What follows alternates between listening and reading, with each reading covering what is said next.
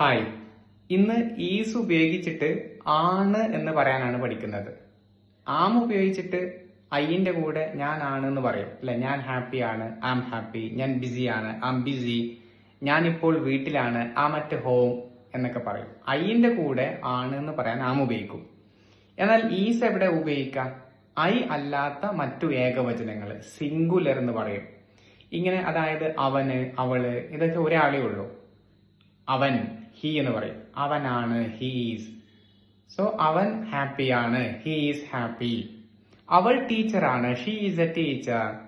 എന്റെ അച്ഛൻ വിദേശത്താണ്, മൈ ഫാദർ ഈസ് അബ്രോഡ്. ഇത് എന്റെ വീടാണ്, ദിസ് ഈസ് മൈ ഹൗസ്. അത് നിങ്ങളുടെ മൊബൈലാണ്, that's your mobile. That is, അതാണ്, ദാറ്റ്സ് യുവർ മൊബൈൽ. ഇംഗ്ലീഷ് ഒരു ഇന്റർനാഷണൽ ലാംഗ്വേജ് ആണ്, English is an international language. ഇതെല്ലാം ഏകവചനങ്ങളാണ്. ഇങ്ങനെ ഏകവചനങ്ങളുടെ കൂടെ, സിംഗുലറിന്റെ കൂടെ എല്ലാം ആണ് എന്ന് പറയാൻ ഈസ് എന്നുള്ള വേർഡ് ഉപയോഗിക്കും. ഈസ്, അതിന്റെ ഉച്ചാരണം ഈസ് എന്നാണ്, ഈസ് എന്നല്ല, ഈസ്. ഹീസ് ഹാപ്പി, അവൻ ഹാപ്പിയാണ്. അവൾ ടീച്ചറാണ്, ഷീസ് എ ടീച്ചർ. എന്റെ അച്ഛൻ വിദേശത്താണ്, മൈ ഫാദർ ഈസ് അബ്രോഡ്. ഇത് എന്റെ വീടാണ്, ദിസ് ഇസ് മൈ ഹൗസ്. അത് നിങ്ങളുടെ മൊബൈലാണ്, ദാറ്റ്സ് യുവർ മൊബൈൽ. ഇംഗ്ലീഷ് ഒരു ഇന്റർനാഷണൽ ലാംഗ്വേജ് ആണ്, English is an international language. Okay, അതുപോലെ ഇത് എളുപ്പമാണ്, ഇറ്റ്സ് ഈസി.